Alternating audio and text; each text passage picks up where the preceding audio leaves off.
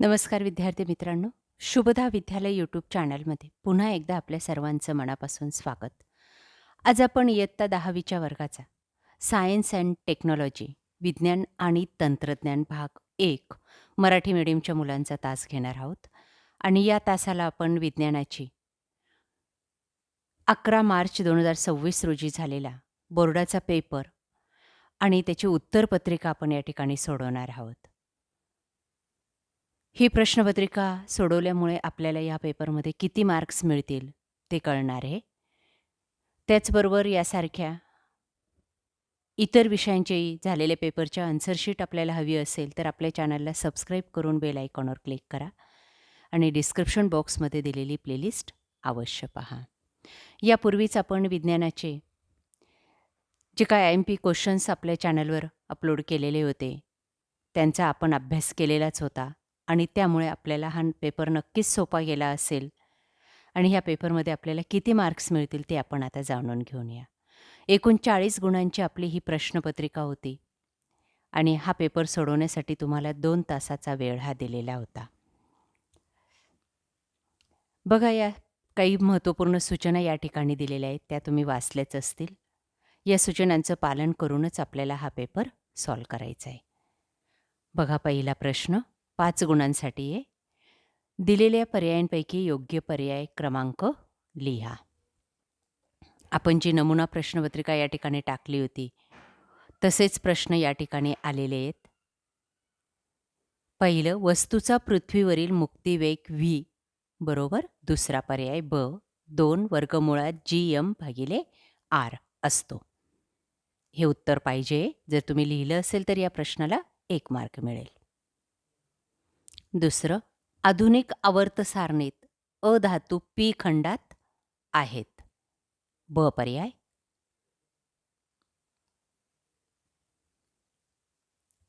तिसरं, एका तारेचा रोध 100 आहे.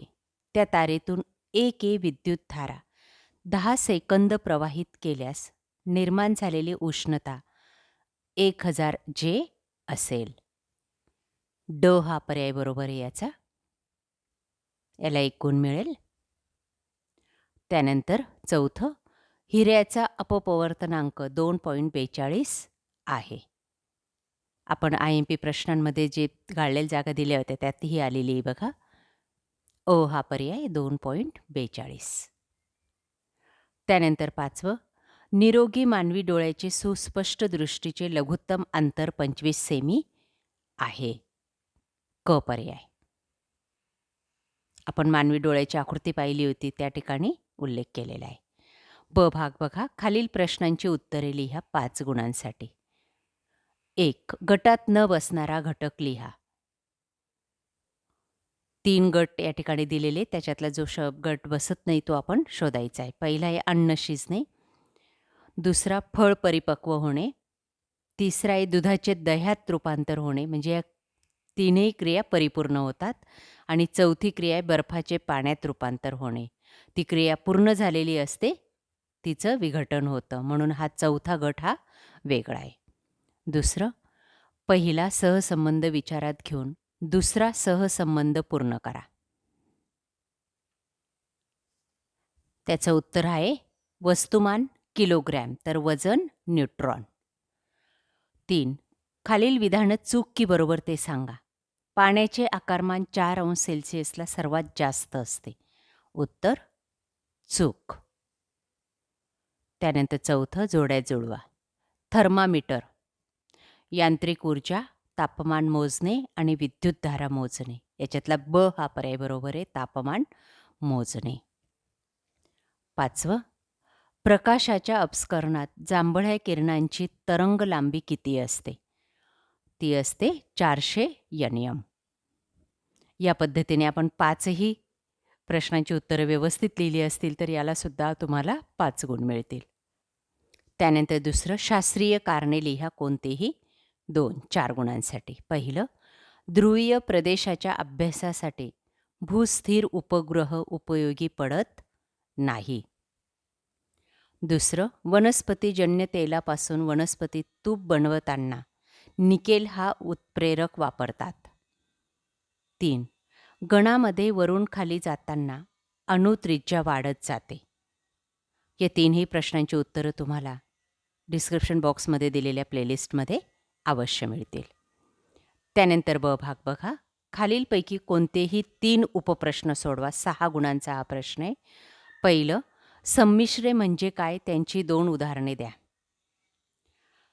बघा, संमिश्र म्हणजे धातू आणि अधातूंच्या एकजिन्सी मिश्रण होय. त्याची 2 उदाहरणं आहेत, पितळ आणि स्टेनलेस स्टील. हे उत्तर लिहायचं होतं 2 गुणांसाठी. पुढचं आहे फरक स्पष्ट करा. ऑक्सिडीकरण आणि क्षपण यांचा फरक आपल्याला स्पष्ट करायचा आहे. बघा पहिला फरक, ऑक्सिडीकरणामधून आपल्याला ऑक्सिजन मिळतो, तर क्षपणामध्ये ऑक्सिजन गमावला जातो. दुसरा फरक, ऑक्सिडीकरणामध्ये हायड्रोजन गमावला जातो, तर क्षपणामध्ये हायड्रोजन मिळतो. तिसरं, ऑक्सिडीकरणामधून इलेक्ट्रॉन दिले जातात, तर क्षपणामध्ये इलेक्ट्रॉन घेतले जातात. या पद्धतीने फरक तुम्ही लिहिले असतील तर त्यालासुद्धा 2 गुण मिळतील. तिसरं आहे, बेंझिनचे रेणूसूत्र लिहा आणि रचनासूत्र काढा. बेंझिनचे रेणूसूत्र आहे C6H6 आणि ते रचनासूत्र या ठिकाणी काढून दाखवलेलं आहे. बघा हे अशा पद्धतीचं HC. चौथं, विजेचा एक टंगस्टन दिवा घरी परिपथात बसवला आहे. घरगुती विद्युत पुरवठा 220 वॅट इतक्या विद्युत विभवांतरावर चालतो. चालू केल्यावर जर 0.45 A इतकी विद्युतधारा दिव्यातून वाहत असेल तर दिवा किती वॅट विद्युत शक्तीचा पाहिजे? हा दिवा 10 तास चालू ठेवला तर किती युनिट वीज खर्च होईल? तर त्याचं उत्तर आपल्याला काढण्यासाठी 99 गुणिले 10 भागिले 1000 बरोबर 990 भागिले 1000 बरोबर 0.99 वीज ही युनिट वीज खर्च होईल. पाचवं, इंद्रधनुष्य हे अपस्करण, अपवर्तन व आंतरिक परिवर्तन ह्या तीनही नैसर्गिक घटनांचे एकत्रीकरण आहे. हे विधान आपल्याला स्पष्ट करायचे आहे. त्यानंतर प्रश्न तिसरा, खालीलपैकी कोणतेही 5 प्रश्न सोडवा 15 गुणांसाठी. पहिलं, पृथ्वीचे वस्तुमान तिचे आहे त्या वस्तुमानापेक्षा 4 पट असते, तर 35,780 किलोमीटर उंच कक्षेत फिरणाऱ्या उपग्रहाला पृथ्वीभोवती एक प्रदक्षिणा करण्यास किती कालावधी लागला? तो कालावधी आहे 12 तास. सूत्र दिलं आहे बघा. त्या सूत्रामध्ये किमती टाकायच्या आहेत आणि उत्तर येतं 24/2 म्हणजेच 12 तास. पुढचं, खालील आकृतीचे निरीक्षण करून प्रश्नांची उत्तरे लिहा. बघा या ठिकाणी एक आकृती आपल्याला दिलेली आहे 3 गुणांसाठी. आपल्याला आकृती काढायची गरज नाही आहे, तिचे फक्त निरीक्षण करायचं आहे आणि विचारलेल्या प्रश्नांची उत्तरं लिहायची आहेत. बघा पहिलं, मोठ्या परीक्षा नळीत फसफसून येणारा वायू कोणता? Carbon dioxide. दुसरं, चुन्याच्या निवळीच्या रंगात काय बदल होतो?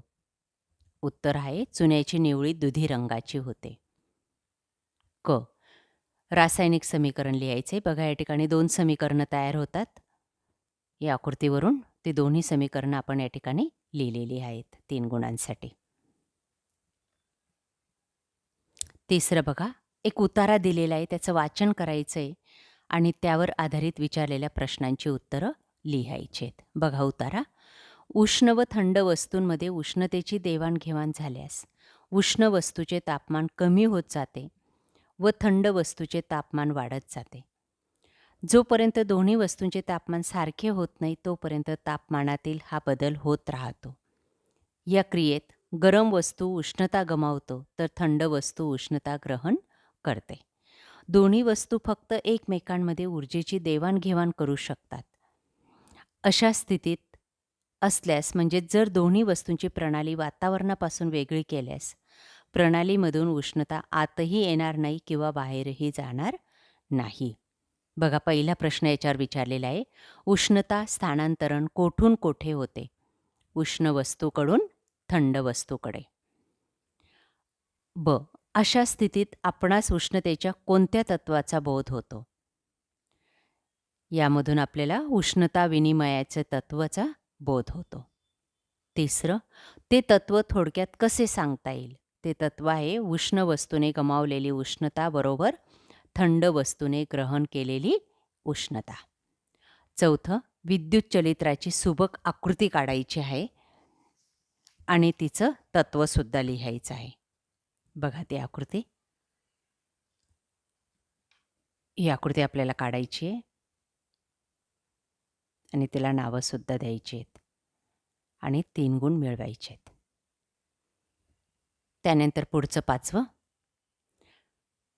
समीकरण दिलंय. या रासायनिक समीकरणातील अभिक्रियाकारके व उत्पादित यातील मूलद्रव्यांच्या अणुसंख्येवरून समीकरण संतुलित आहे किंवा नाही हे सांगून सारणी पूर्ण करा.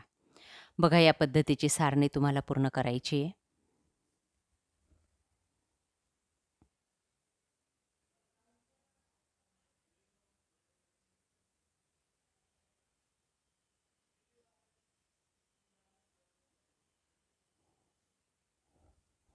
दोन, 6, 4, 1 त्यांनी दिलेलं आहे. या ठिकाणी 2 दिलेलं आहे. 5, 2, 1 लिहायचे. पुढचं बघा.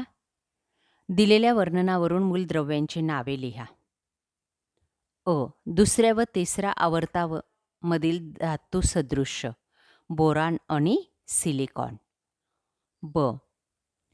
तिसऱ्या आवर्तामधील अधातू तो आहे फॉस्फरस, सल्फर, क्लोरीन आणि ऑर्गॉन. संयुजा 4 असलेली 2 मूलद्रव्ये कार्बन आणि सिलिकॉन.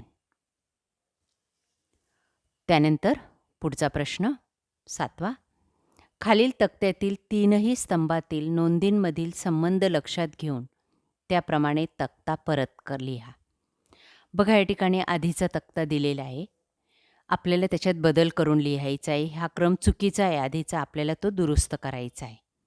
बघा पहिलं आहे वजन, त्याचं N न्यूटन लिहायचं आहे आणि ठिकाण परत्वे बदलते हे लिहायचं आहे. हे 2च्या ठिकाणी SI, इकडं वैशिष्ट्य लिहायचे आहेत त्याची. दुसरी जोडी आहे गुरुत्व त्वरण MS केंद्राजवळ 0. तिसरं गुरुत्व स्थिरांक NM वर्ग 1 kg वर्ग बरोबर संपूर्ण विश्वात सारखे. या पद्धतीने हा चार्ट तुम्हाला कंप्लीट करायचा आहे आणि पैकीच्या पैकी गुण हे मिळवायचे आहेत. पुढचं बघा. मृगजळ म्हणजे काय? कोणत्या परिस्थितीत मृगजळ दिसते? तसेच अशाच प्रकारचे एक उदाहरण लिहा. बघा त्याचं उत्तर. प्रकाशाचे अपवर्तन होऊन लांब अंतरावर पाणी असल्याचा आभास होतो, त्याला मृगजळ म्हणतात. ते हवा खूप थंड असते तेव्हा दिसते. उदाहरणार्थ उन्हाळ्यात डांबरी रस्त्यावर दूरवर पाणी साचल्यासारखे वाटते. या पद्धतीने याचं उत्तर लिहायचे. अशा प्रकारे आपल्याला तिसऱ्या प्रश्नातले कोणतेही 5 प्रश्न सोडवायचे आहेत. त्यानंतर प्रश्न 4 बघा. खालीलपैकी कोणताही एक उपप्रश्न सोडवा 5 गुणांसाठी. पहिलं अंतर्वक्रभिंगाद्वारे मिळणारी पदार्थाची प्रतिमा दर्शविणारी आकृती काढा व नावे द्या.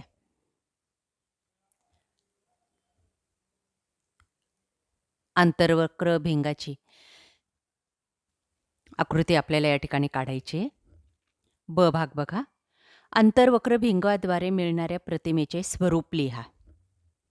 याच्यातून मिळणारी प्रतिमा नेहमी आभासी असते, सुलट असते आणि वस्तूपेक्षा ती लहान असते.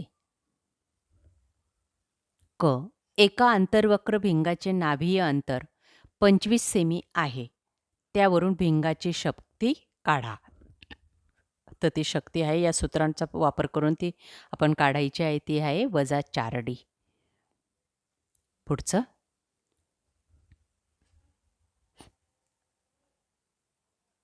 ॲल्युमिनियमच्या निष्कर्षातील मुख्य पायऱ्या स्पष्ट करा. 2 गुणांचा हा प्रश्न आहे. बघा त्या पायऱ्या. पहिलं आहे बॉक्साईटचे संहितीकरण, दुसरं आहे ॲल्युमिनाचे विद्युत अपघटन. ॲल्युमिनियमचा विलय बिंदू किती? तो आहे 2000 अंश सेल्सिअस. आणि तो कमी करण्यासाठी काय करतात? तर त्यामध्ये क्रोयोलाइट व फ्लोअरस्पार वापरतात. क भाग. ॲल्युमिनियमचे विद्युत अपघटन होताना धनाग्रे वेळोवेळी का बदलावे लागतात? त्याचं उत्तर बघा. मुक्त झालेला ऑक्सिजन या गरम कार्बनच्या दोऱ्यांशी अभिक्रिया करतो व कार्बनचे दांडे झिजतात, म्हणून ते आपल्याला बदलावे लागतात. अशा प्रकारे विद्यार्थी मित्रांनो, आज आपण विज्ञान आणि तंत्रज्ञान भाग 1 ची 11 मार्च 2026 रोजी झालेला, म्हणजे आजच झालेल्या या पेपरची उत्तरपत्रिका आपल्याला या ठिकाणी पाहायला मिळत आहे. आपल्याला हा व्हिडिओ कसा वाटला ते मला कमेंट करून सांगा. आणि यानंतर आपल्याला कोणत्या विषयाची प्रश्नपत्रिका हवी, कोणत्या विषयाचे IMP हवेत ते सांगा. आणि ते सर्व पाहण्यासाठी डिस्क्रिप्शन बॉक्समध्ये दिलेली प्लेलिस्ट ओपन करा. Thank you.